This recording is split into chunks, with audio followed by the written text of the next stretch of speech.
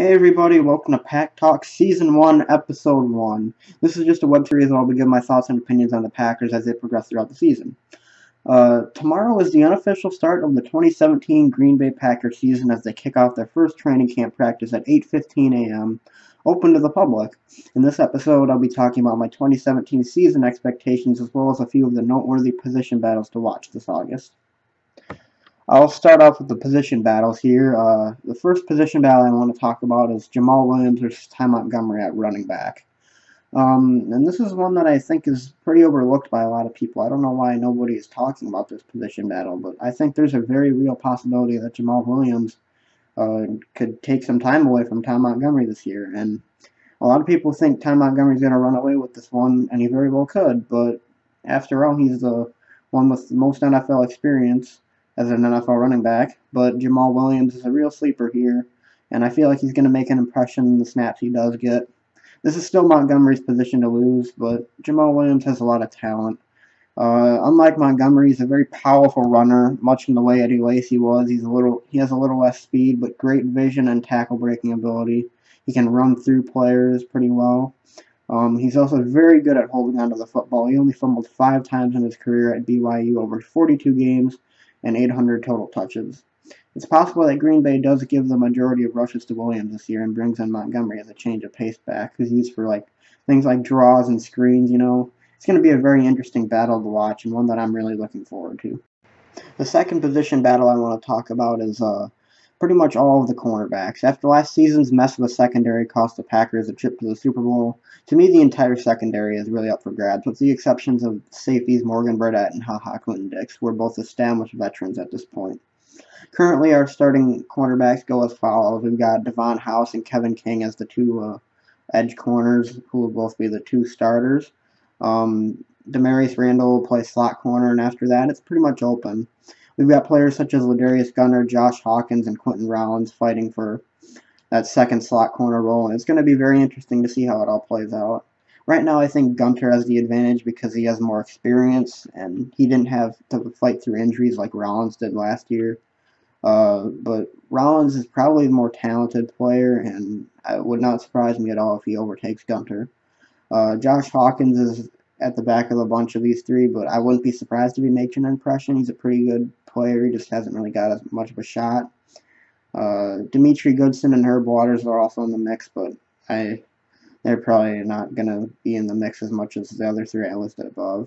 Overall, this is just a really interesting group that I hope can improve drastically from last season, because if they do, this is a pretty scary Packers team we got. But if the Packers secondary can't get it together, then we're staring down another playoff exit this year, because the downfall of the Packers is always their defense, and right now our weakest link is the secondary, so we're going to have to fix that up a little bit.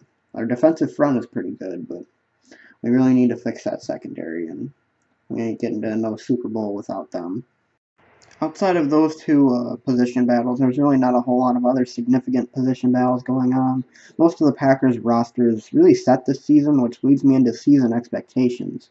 We all know that last year the Packers finished 10-6 in the regular season and made it all the way to the NFC Championship, where they were blown out 44-21 by the Atlanta Falcons.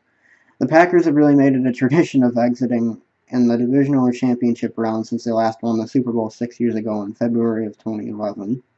This season really needs to be the year that Green Bay puts its past failures behind them and makes it to the Super Bowl.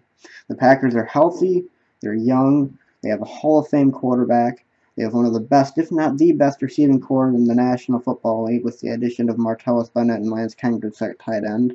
They have a strong defensive front that can stop the run and pressure the quarterback, and hopefully they can be serviceable enough in the secondary to get some stops on 3rd and long. This is the year that Green Bay needs to put it all together. The NFC is really up for grabs, with Seattle really being the only established threat outside of Green Bay. Atlanta and Dallas are riding off of fantastic years last year that came out of nowhere, and they could possibly build on those years this season, but they'll need to prove it first to me. To me, this is Green Bay and Seattle's year in the NFC, and I really expect a Packers-Seahawks NFC Championship, hopefully this time at Lambeau. And that makes the season opener all the more important, because it could be a deciding factor in who gets home field advantage throughout the playoffs. And one thing the Packers haven't had in a long time in the playoffs is home field advantage. So it's very important that the Packers win their first game of the season at Lambeau Field against the Seattle Seahawks, because that could be a determining factor in this NFC playoff race.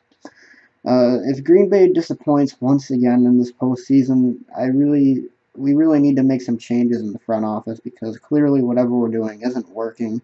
We've got a Hall of Fame quarterback in Aaron Rodgers, and it's too much. We can't keep wasting his prime, because Aaron Rodgers isn't getting any younger. Aaron Rodgers will be 34, I think, this year. I mean, he's getting up there. We need to get him some more Super Bowls here, at least some more Super Bowl appearances, because this divisional and championship round exits, they're not cutting it.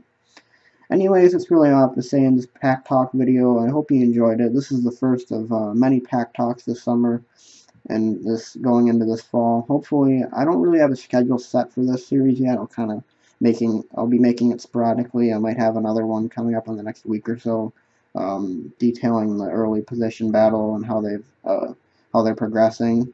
And obviously, I'll have one after every preseason game, and I'll have one after every regular season game, and so on. So, anyways, thanks for watching this video, guys, and check out my friend's channel, BrewPack8. I'll leave a link to his in the description. He's got a lot of good highlight videos that I really think you should check out. Make sure to leave a like and subscribe, and as always, thanks for watching, guys. I'll see you later.